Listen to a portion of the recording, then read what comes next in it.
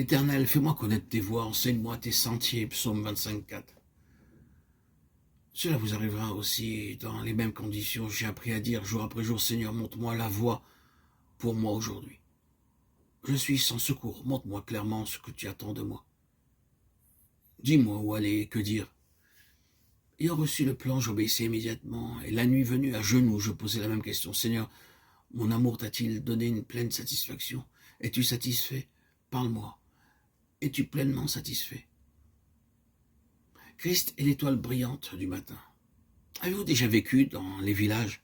La plupart des fermiers ne sont pas gouvernés par les pendules ou les montres. Lorsqu'ils se rendent tôt dans les champs ou quand ils voyagent tôt le matin, ils sont gouvernés par l'étoile du matin et disent « c'est l'heure, je dois me lever et partir ». Ils trouvent aussi leur chemin par cette même étoile du matin. Le Seigneur Jésus-Christ vient à nous comme l'étoile brillante du matin. Et bien qu'au début nous puissions connaître quelques ténèbres, souvenez-vous que nul ne devient parfait dès qu'il est né de nouveau. Autour de nous, il n'y a que ténèbres. Mais l'étoile du matin me dit « mon enfant, ne regarde pas aux ténèbres ». 1 ou 2 heures plus tard, le soleil se lèvera. Et effectivement, le soleil brille sur nous quelques heures après. L'étoile du matin nous aide à vaincre tous les soucis et les doutes, sans aucune aide humaine. Et nous serons capables de trouver le chemin. Plus nous obéissons, plus nous recevons de lumière. 3 fois par jour, Daniel se mettait à genoux, il priait et il louait son Dieu. Psaume 25,4. Au début, il y a beaucoup de choses que vous ne pouvez pas comprendre. J'ai lu la Bible plus de 100 fois avant de commencer à comprendre sa signification. Maintenant, je connais la signification de ces paroles au commencement. Genèse 1,1. Auparavant, je ne savais pas ce qu'elles signifiaient. Et souvent, je les lisais avant de me coucher. Après plusieurs années, ces mêmes chapitres, ces versets, où ces passages devinrent nouveaux pour moi.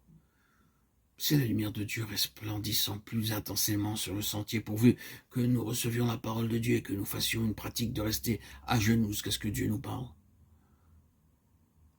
Le Seigneur dit à ses disciples dans Matthieu 16, 21 qu'il souffrirait beaucoup de la part des anciens et des principaux sacrificateurs,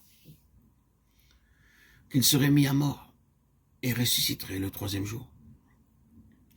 Il leur dit tout cela avant de les amener sur la montagne et qu'ils ne soient transfigurés devant eux.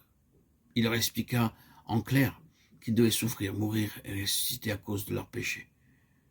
Pierre le prit à part et se mit à le reprendre. Puis 6 jours après, le Seigneur l'amena sur une haute montagne et ses paroles retentirent. Écoutez-le, écoutez sa voix quotidiennement, écoutez pleinement et vous connaîtrez la pleine signification de sa souffrance, sa mort, son ensevelissement, sa résurrection et sa gloire.